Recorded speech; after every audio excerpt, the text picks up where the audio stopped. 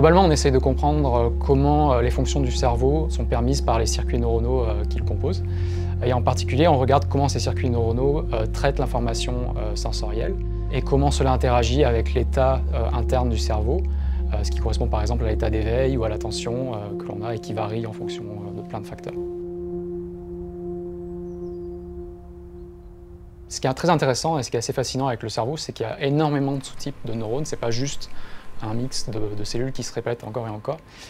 Et en fait, ça pose un challenge vraiment technique parce qu'il faut qu'on puisse identifier ces différents sous-types et leur attribuer une fonction. Et en fait, on a développé une méthode assez spécifique qui nous permet de déterminer le sous-type précis des neurones que l'on enregistre pour pouvoir attribuer une fonction à un type génétique donné. Donc on enregistre ces neurones-là dans le cortex cérébral. Donc c'est une structure assez importante qui est impliquée dans des fonctions cognitives assez sophistiquées. Et en particulier, on s'intéresse aux aires sensorielles, donc les aires qui sont en gros spécialisées dans le traitement soit de l'information visuelle ou auditive ou du toucher. Donc là sur le film, ce qu'on peut voir, c'est des cellules qui flashent. En fait, ça représente leur niveau de fluorescence qui varie. Et ça, en fait, c'est grâce à ça qu'on mesure l'activité neuronale via l'activité calcique dans ces cellules-là. Et donc c'est vraiment ça qu'on va regarder durant notre projet. On va regarder quelles sont les réponses de ces neurones-là à des stimulus sensoriels. Donc on va stimuler le toucher et regarder la réponse de ces neurones dans cette région pour comprendre comment le codage est effectué. En fait, nous, ce que l'on voit, c'est que l'activité neuronale, elle varie énormément, même au sein d'un état d'éveil, en fonction de est-ce qu'on est actif ou pas, est-ce que peut-être on pense à autre chose ou pas pendant ce moment-là.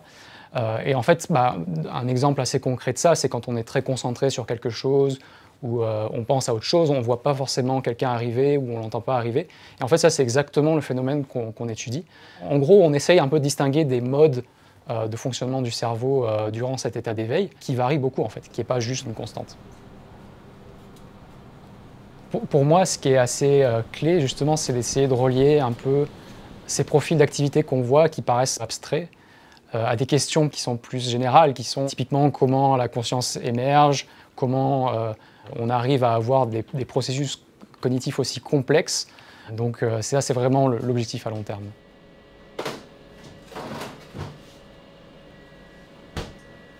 Donc typiquement, pour certaines maladies, par exemple comme l'autisme ou la schizophrénie, il y a des types cellulaires qui sont particulièrement touchés.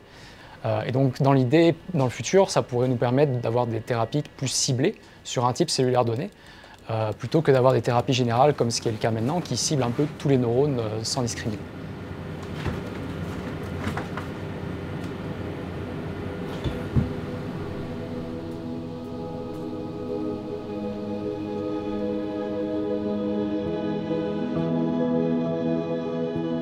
Quand j'ai su que j'avais ce financement Impulscience, c'est vrai que c'est assez fort comme émotion. C'est une vraie reconnaissance du travail que j'ai déjà accompli et une preuve de confiance. Ça fait 1 an que je suis rentré en France depuis l'étranger. Et là, Impulscience me permet en fait d'avoir ma propre équipe au sein de l'Institut. Ça va vraiment multiplier notre puissance de travail déjà, ce qui est important parce qu'en fait, on utilise des méthodes qui prennent beaucoup de temps. Et donc en fait, c'est ça qui va nous donner une vraie impulsion, c'est dans notre capacité à produire des résultats scientifiques. Et donc ça, c'est vraiment ce qui va être critique dans les prochaines années. Et c'est sûr que ça va démultiplier notre potentiel.